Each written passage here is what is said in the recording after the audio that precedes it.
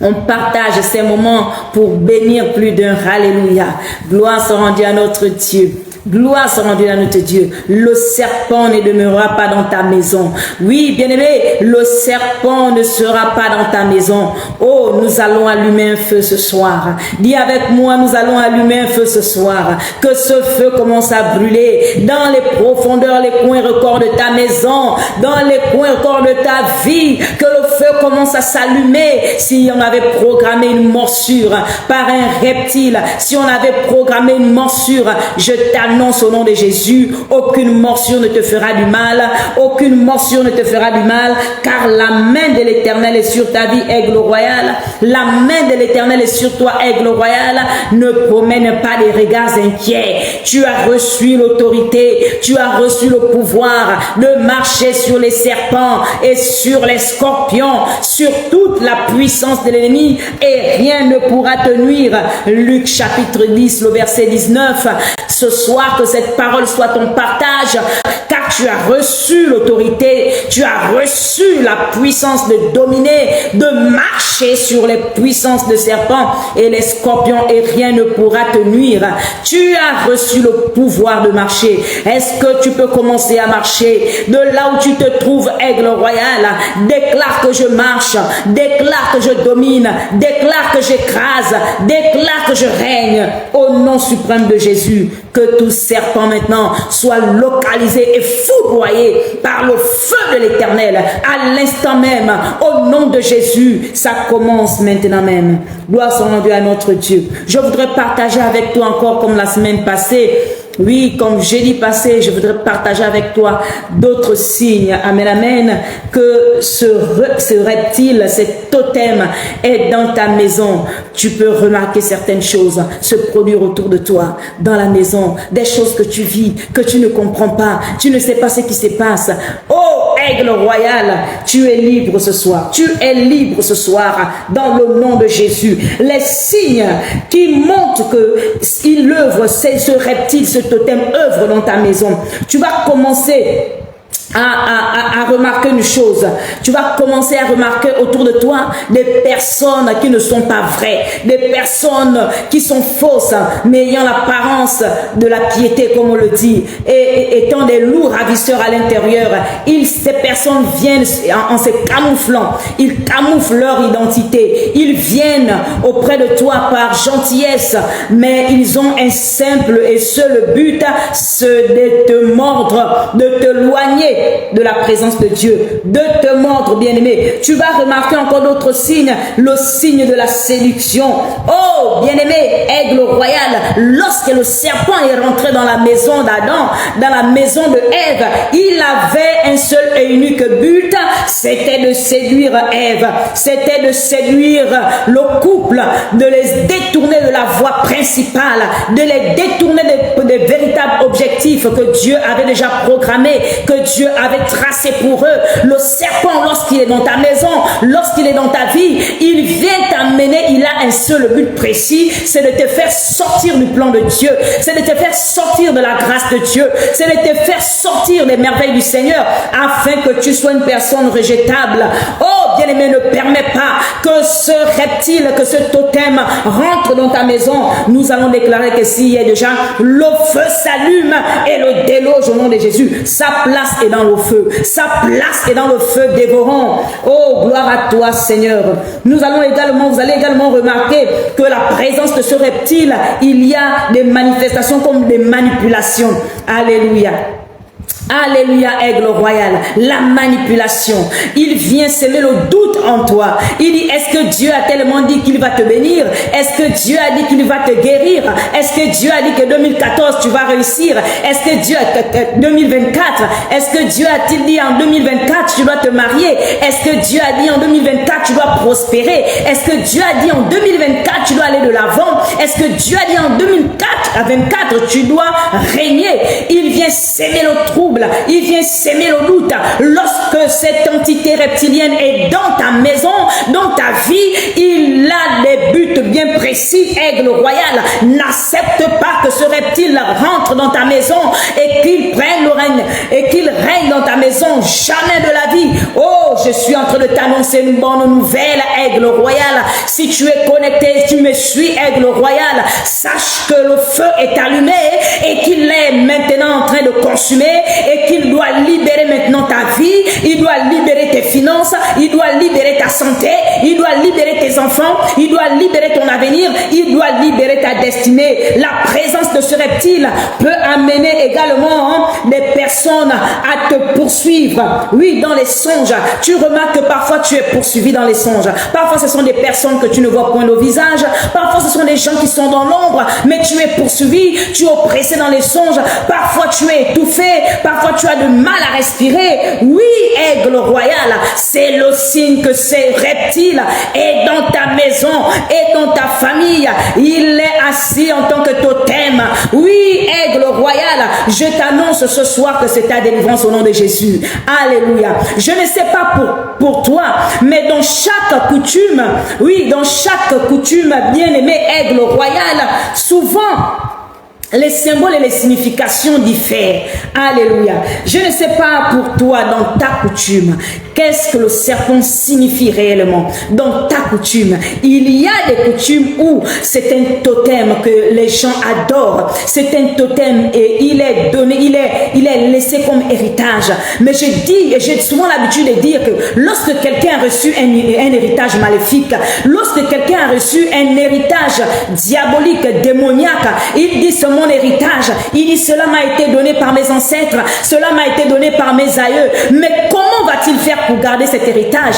On garde l'héritage comment, bien-aimé? L'héritage maléfique se garde d'une manière, l'héritage maléfique est nourri par le sang, l'héritage maléfique est nourri par les âmes, l'héritage maléfique est nourri par la santé des gens, l'héritage maléfique est nourri par les grâces des gens de cette famille. Mais quand tu dis que tu as reçu cet héritage, c'est pourquoi alors Aigle Royal? C'est pourquoi tu dois être libre ce soir. Tu dois être libre. Si tu suis ces moments et que tu détiens cet héritage, sache que cet héritage ne va t'amener qu'à la mort. Il ne va pas t'amener la vie. Il est peut-être programmé à te vomir de l'argent.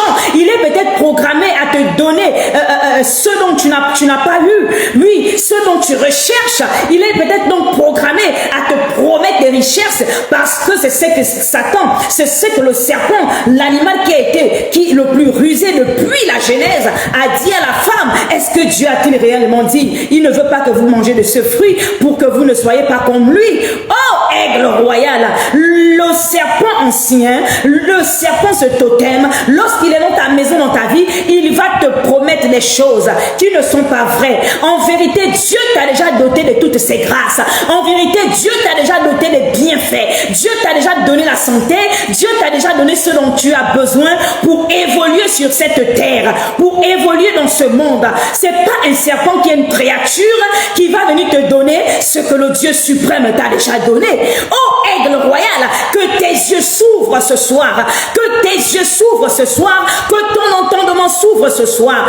Alléluia. Aigle Royal, j'ai prié pour une femme. Cette femme avait ce totem dans son corps. Je te le parle, je te le dis, Aigle Royal. Et ce totem de serpent elle avait une marque sur son bras. Elle avait une marque. Cette marque était le sceau de la présence de ce serpent dans son corps. Et il avait la capacité de se déplacer. Parfois la marque peut se trouver sur le bras, parfois la marque peut se trouver derrière le dos, parfois la marque peut se trouver sur sa cuisse. Quand j'ai commencé à prier avec cette femme Aigle Royal, des choses extraordinaires ont commencé à se passer. Et elle appelait ce serpent d'un nom. Vous savez comment cette femme appelait ce serpent? Elle l'appelait le Grand Majesté. Je ne sais pas comment on l'appelle dans ta langue, dans ta coutume. Je ne sais pas comment on le dénomme dans ta coutume. Mais cette femme qui avait ce serpent en elle, ce serpent qui était programmé, qui était une richesse maléfique, mystique, léguée par ses ancêtres, par ses aïeux, ce serpent était en elle. Et elle vivait tout le champ de blocage. Elle vivait le rejet dans son foyer. Elle vivait les tromperies. Elle vivait le mensonge.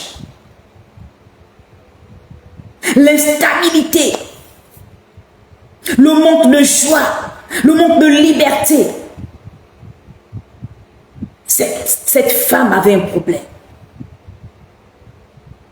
Mais cette entité était dans sa vie. Et il était non seulement invisible, mais il était visible, aigle royal. Qui est dans ta maison? Que fait ce serpent dans ta maison? À un moment donné, elle a commencé à ne plus prospérer. Les affaires de son mari avaient chuté. Ses propres affaires avaient chuté. C'est une femme qui voyageait. Lorsque cet totem a commencé à réclamer son sang, cette femme a vécu tous les maux. Depuis des années, comme quoi tes parents t'ont dit, c'est notre totem, c'est notre génie, il est dans la famille, il faut l'adorer, il faut le garder. Bien-aimés, nous ne sommes pas adorés les idoles. Nous ne sommes pas adorés ces faux dieux. Aigle royal, que ta délivrance sonne comme une trompette ce soir, dans le nom de Jésus. Dans le nom de Jésus. Ce serpent était à la fois comme un mari de nuit. Ce serpent avait mangé le fruit de ses entrailles. Cette femme cherchait désespérément à avoir un enfant. C'est pourquoi je disais que dans l'un des signes, vous allez voir des stérilités. C'est causé souvent par la présence de ce totem dans les vies, dans les familles. Et il a la capacité, ce totem, de se faufiler, de se cacher dans des coins, dans des recoins. Il se cache. Parfois, nous pouvons même marcher dessus sans le savoir. Alléluia, aigle royal. Que ta délivrance résonne ce soir. Alors cette femme, nous avons commencé à prier. Nous avons commencé à prier. Nous avons commencé à ordonner à ce que cette entité libère sa vie, libère sa vie, libère. Et le signe que nous avons commencé à voir dans son corps, la tache commençait à disparaître. La tache commençait à disparaître. Aigle royal. C'est une vérité. Cet esprit existe, ce totem, cette entité, depuis des générations, dans les familles, depuis des générations. 2 Rois 18, Ézéchias en tant que roi avait renversé pendant son temps de règne. Je vais lire la parole. 2 Rois 18, à partir du premier verset. La 3e année d'Osée, fils d'Éla, roi d'Israël, Ézéchias, fils d'Achab, roi de Juda, régna. Il avait 25 ans. Lorsqu'il devint roi, il régna 29 ans à Jérusalem. Sa mère s'appelait Abi, fille de Zacharie. Il fit ce qui est droit aux yeux de l'Éternel, entièrement comme avait fait David son père. Il fit disparaître, saisissez bien cette parole, 2 Rois 18, nous sommes au verset 4. Il fit disparaître, alors Ézéchias, qui était roi à Jérusalem, il fit disparaître les hauts lieux, brisa les statues, abattit les idoles. Il mit en pièces le serpent d'airain. Il mit en pièces le serpent d'airain que Moïse avait fait, car les enfants d'Israël avaient jusqu'alors brûlé des parfums devant lui. On l'appelait Néhustan. Alléluia. Le serpent que Moïse avait élevé dans le désert, qui était très symbolique. Alléluia. À cause de la désobéissance et du péché du peuple, Dieu envoya des serpents brûlants. Dieu ordonna à Moïse d'élever un serpent d'airain. Et lorsque celui qui était mordu fixa les regards vers ce serpent d'airain, il avait la guérison, il avait la vie sauve. Ce serpent d'airain qui était la symbolique de la présence, du Christ crucifié, par qui nous devons la vie, nous devons la santé, la délivrance, la restauration, la guérison. C'est à lui qu'il fallait regarder pour espérer être sauvé.